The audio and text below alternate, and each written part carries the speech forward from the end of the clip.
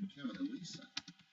Prosecutors then turned jurors' attention to Kevin's behavior after Lisa's murder. David Strunk was one of Kevin's close friends. Strunk testified that Kevin seemed desperate to visit Sabrina in jail just one day after the murder. He told me that he just wanted to let her know that he was still there for her. This was the person that had just killed his wife, and I was shocked that he would want to have any sort of contact with her. According to Karen Cowell, Kevin's real reason for wanting to see Sabrina was to keep her from talking to police and telling them about Kevin's involvement in the murder plot. The trip to the jail was certainly huge. As pleased as prosecutors were with their case so far, they knew it would stand or fall on how the jury responded to their next witness. You guys worried? I was worried. They listened. Everyone listened. As Sabrina told of the night she took Lisa's life. I'm trying to stab him. Just recently, I thought they went down on him. Why is it violently and brutally stabbed her repeatedly 178 times? Oh my gosh. I was manipulated to do it. By who? Kevin. What'd you think? Sabrina was a strong witness. Felt she did a good job. Maybe so. But without anyone to corroborate Sabrina's story, prosecutors feared the jury still wouldn't believe it or her. Enter the next witness, Sabrina's high school friend, Autumn Pavlik. Autumn testified she had first-hand knowledge about the murder plan and Kevin's involvement in it. According to Autumn, Sabrina once called her, thinking she had connections to a tough crowd and could find someone willing to kill Lisa. There was a phone call that we had. She had asked me if I was able to get her a hitman. Could you tell if there were any other people in the room at the time? Yes, And how could you tell that? I could hear the defendant in the background talking. Autumn then testified she and Sabrina discussed the idea of paying the hitman by delivering drugs for him. That's when she said Sabrina handed the phone to Kevin. What did he ask you at that time? Do you need me to take you to go run drugs? Okay, and what was that in reference to? The hit. Autumn said she ultimately backed out of the plan altogether. Finally, I said, sorry, I can't help you. I don't want anything to do with it. But Autumn was willing to later help Detective Parmertor with his investigation. After hearing Autumn's story, Parmertor asked Autumn to call Kevin and talk about the hitman, thinking Kevin might implicate himself. Prosecutors played that recorded phone call in court. And the only thing that I'm worried about is that whole hitman thing. I honestly don't know. She talked a big game about a lot of things. On the call, Kevin never admits to knowing anything about a hitman. But to Detective Parmertor, his calm manner and apparent lack of surprise suggest a prior knowledge of the plot. Never says, what are you talking about? We never had any conversations. If you have any information about the murder of my wife, please go to the police. Never says anything like that. In fact, when Detective Parmertor called Kevin just 2 days later, Kevin made no mention of Autumn's call and claimed to have only a vague recollection of who Autumn was, even though he'd just spoken with her. Most names don't ring a bell, but I think she had a friend down in Autumn's home. As Prosecutor Cowell saw it, Kevin was trying to keep police from finding the one person, other than Sabrina, who could link him to Lisa's murder. Clearly a lie. Very dangerous. Prosecutors were now confident jurors had all they needed to convict. But now it was the defense's turn to make its case. And Kevin Knable's attorneys weren't about to let Sabrina leave that courtroom without a fight. Coming up, the defense tries to undercut the prosecution's whole premise, arguing there was nothing going on between Kevin. Take a pesto. Yes, without garlic. The sausage we cook here on the Chianti wine. Please basil. Find the extra virgin oil for Soto. And the fresh with cyanide. And go inside now. Whoa! I was scared. You almost took that one to the teeth, homie.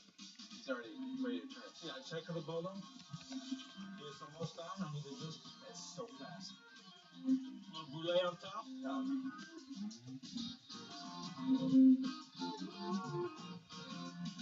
Please.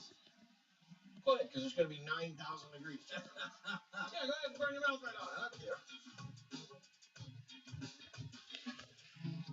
A fresh mozzarella. There we go. Look how thin that is. My favorite part of wood-fired pizza is the little char that you get on the bottom. It really just has such a depth of flavor. That action going on with this dough is outstanding. What do you think? It's light. I mean, it's just, you could eat a whole pizza. It feels great.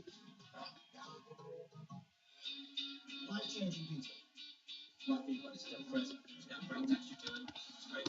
Great wasn't good enough for these dudes, so they took that crust to the next level. So guys, we're honest, I eat that.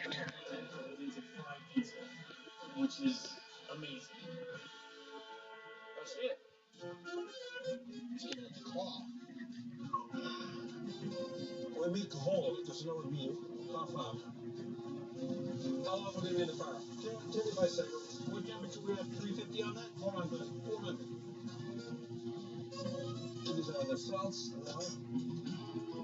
These we cook with any extra virgin oil, garlic, San Marzano tomatoes. San Marzano tomatoes? Yes, I like tomatoes. Basil, parmesan. Smoked mozzarella comes from Italy. Yes. Right, I got it. Whoa. Wow, that's smoke. Smoke, salt. And now, that's it? How long? For another 30 seconds. Careful with that thing. It's just go.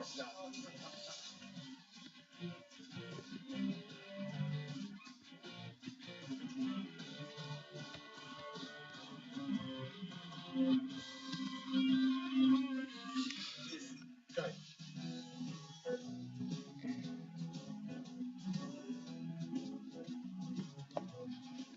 I just want to smear this all over me. I'm cutting it in my mouth off and low. With no grease. Zero grease. Cut your rate plan in half. Visit us online or visit a Sprint store today. Tonight, Fallon has Brian Williams and his lookalike. That's pretty good. Plus Shotskis with Victoria Justice, Beer Pong with the Robots, and the NFL Yearbook. Who's voted feels like I hit puberty at halftime. Meet Today Show, late night, NBC Tonight. Spend your Saturday night solving a deep line mystery. Stories that will keep you guessing. Tomorrow, the officer's wife. What happened? They're lying. It's not true. Only on NBC. The Sunny Open in Hawaii on Golf Channel and NBC.